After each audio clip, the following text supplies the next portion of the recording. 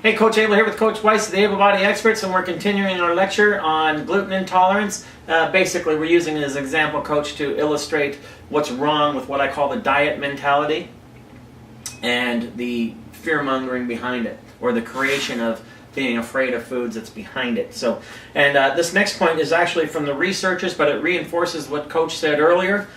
It said, the researchers said, I'm all for people eating what they want, but lately I've started to wonder how gluten intolerance might relate to a more general anxiety about food. Boy, is that well said? Let me reread that. I'm all for people eating what they want, but lately I've started to wonder how gluten intolerance might relate to a more general anxiety about food. The mere fact that someone cuts out gluten feels better doesn't mean that they have an autoimmune disease or a wheat allergy or some other medical condition.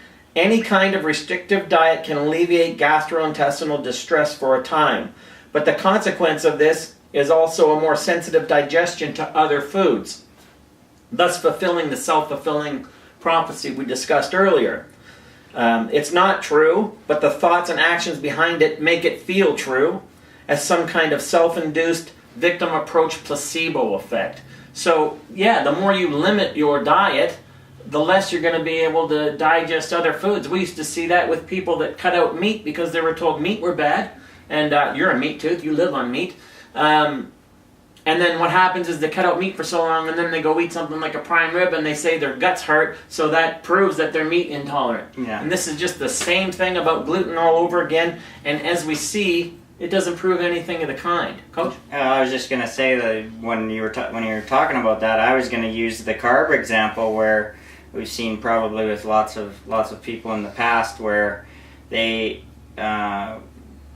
like with gluten, they've been told that carbs are the reason why they're not getting lean or why they're being fat or getting fat or whatever. So they limit their carbs, and then they develop such a fear of carbs. They're scared of, all of a sudden they're scared of green beans. They're scared of everything, right? Yeah. Well, gluten is just another example of that. It's an extension of it. Yeah, and you used meat, you grabbed meat as an example, and we can pretty much take any food and somebody has been told at one time or another that they need to limit that, and they develop a fear of that food that's unfounded, and that fear only increases and makes it and takes it to ridiculous levels. Like, that's why we're doing this whole series on gluten intolerance as an example of the diet mentality, not as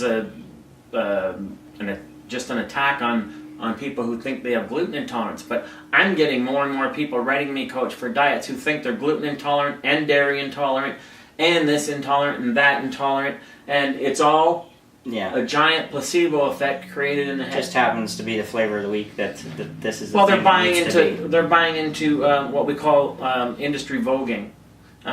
So they're not focused on real science. They don't know what real science is. But if you can market to someone the reason they feel bad is because of X, boy, what a great way to sell products. Yeah, people want answers, want magic pills to their problems, right? So, and if they could learn to think better, they'd feel better.